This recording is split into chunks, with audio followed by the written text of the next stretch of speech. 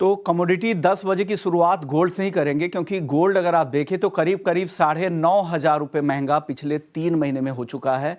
Import duty की जब कटौती हुई थी तो लगा था कि सोना इस बार त्योहारी सीजन में सस्ता रहने वाला है, लेकिन अब फिर से नई ऊंचाई लगातार बना रहा है। इस हफ्ते तो हर दिन घरेलू बाजार में नए रिकॉर्ड बनते जा रहे हैं, ग्लोबल मार्केट में भी नया रिकॉर्ड बन रहा है। इस साल सोने में 30% से ज़्यादा की तेजी आ चुकी है। ये तेजी क्यों आ रही है? सबसे बड़ी वजह है यूएस इलेक्शन को लेकर जो अनसर्टेनिटी है, वो अस्थिर था। दूसरा, रिस्की एसेट से लोग निकलकर, निवेशक निकलकर अब सेफ हेवन की तरफ जा रहे हैं, क्योंकि दुनिया भर में जिस तरह से जियोपॉलिटिकल चिंताएं हैं, उसका रिस्क प्रीमियम गोल्ड को सबसे ज़्यादा यहाँ पर मिल रहा है।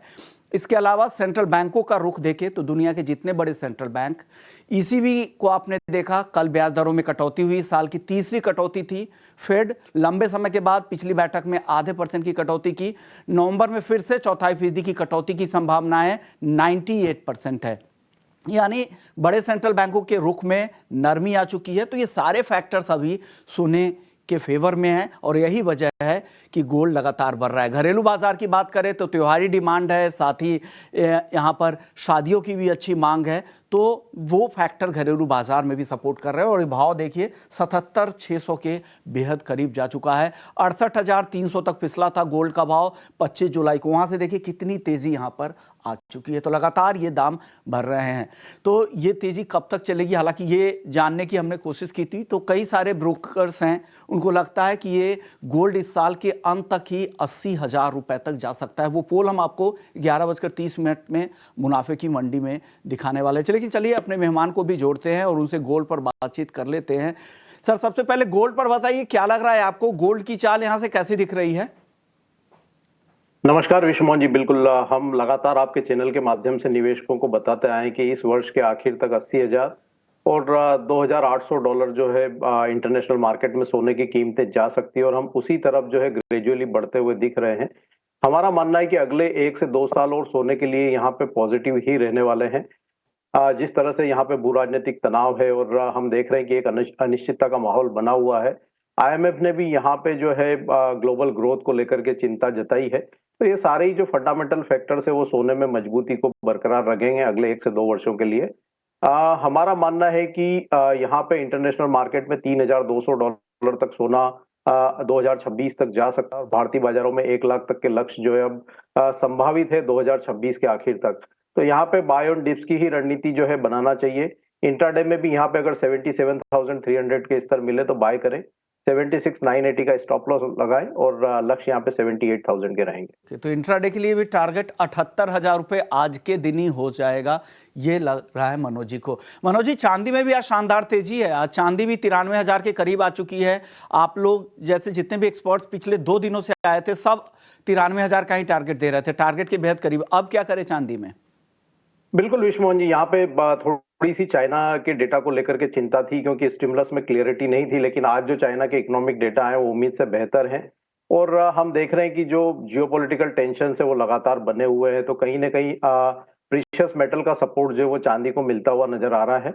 यहाँ भी बाइंग की रणनीति रखना चाहिए। अगर दिन के सत्र में कहीं थोड़ा डीप आता है 92,000 के आसपास तो फिर फ्रेश बाय करें 91,350 के स्टॉप लॉस से। 93,500 यहाँ पे एक इमीडिएट लक्ष्य रखना चाहिए। हमारा मानना है कि अगले सप्ताह एक बार कीमतें 94,400 तक जा सकती है, तो यहाँ भी डिप्स में बाय की रणनीति बना के चले और 91,350 का एक स्टॉप लॉस जरूर मेंटेन करें। ओके, तो ये स्टॉप लॉस ध्यान में रखिएगा 91,350 का। फिर आप ट्रेड कर रहे हैं इसलिए आपको बता दिया हूँ। 93,500 और फिर अगले हफ्ते 94,000 के ऊपर भी चांदी जा सकती है, मनोज जी को ऐसा लगता है। क्रूड और मेटल में ट्रेडर्स के लिए क्या सलाह है मनोज जी? छोटा जवाब दीजिएगा, एग्री पर भी आपसे बात करनी है। क्रूड ऑयल में एक रेंज बाउंड ट्रेड जो है बना रह सकता है। कल यूएस में इन्वेंट्री में गिरावट थी, उसका सपोर्ट है, लेकिन बेहतर होगा ये काउंटर से दूर रहें। आज चाइना के डेटा अच्छा आए हैं तो मेटल में थोड़ा सुधार देखने को मिल सकता है। एल्यूमिनियम में 234.50 के स्तर पे बाय करना चाहिए, 233 के स्टॉप लॉस से। लक्ष्य यहाँ पे 238 तक के रहेंगे। ओके, तो एल्युमिनियम यहाँ पे खरीदारी की सलाह मनोज जी की तरफ से आ रही है, तो वो कॉल आपके लिए। बेस मेटल्स में 238 का टारगेट, 233 का स्टॉप लॉस। चलिए एग्री मार्केट की बात करते हैं। शुरुआत करते हैं मसालों से। मसालों में आपकी टॉपिक क्या होगी? कल तीनों ही मसालों में गिरावट दिखी थी, आज क्या होने वाला है? सुस्ती दिख रही है यहाँ पे, जो है डिमांड को लेकर के चिंता है, और जिस तरह से भू राजनीतिक तनाव बने हुए हैं, एक्सपोर्ट डिमांड को लेकर के चिंता है, और उसी के चलते हम सुस्ती देख रहे हैं।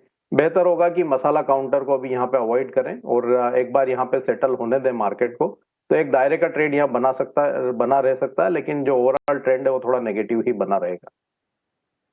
सवाल मनोज जी, ग्वार सीड ग्वार गम क्या कैसा दिख रहा है अब आपको? दायरे में अब दिख रहा है अच्छी तेजी के बाद, क्या करें अब? ग्वार सीड ग्वार गम में हमारा मानना है कि जो ओवरऑल मोमेंटम है वो पॉजिटिव है। बाय ऑन डिप्स की रणनीति रखे, ग्वार सीड में 5,500 के स्तर पे नवंबर के वायदा में बाय करे, 5,440 का स्टॉप लॉस रखे, लक्ष्य यहाँ पे 5,610 के रहेंगे। ग्वारगम में भी दिन के सत्र में अगर यहाँ पे 11,180 के आसपास भाव मिलते हैं तो बाय करके चलना चाहिए 11,040 के स्टॉप लॉस से। हमारा मानना है कि 11,450 तक के लक्ष्य वहां भी देखने मिल सकते हैं। तो ग्वार सीड खरीदने की सलाह 5610 के टारगेट के लिए। शुक्रिया मनोज जी, आपने वक्त निकाला और नॉन एग्री एग्री मार्केट पर अपनी राय रखी। चलिए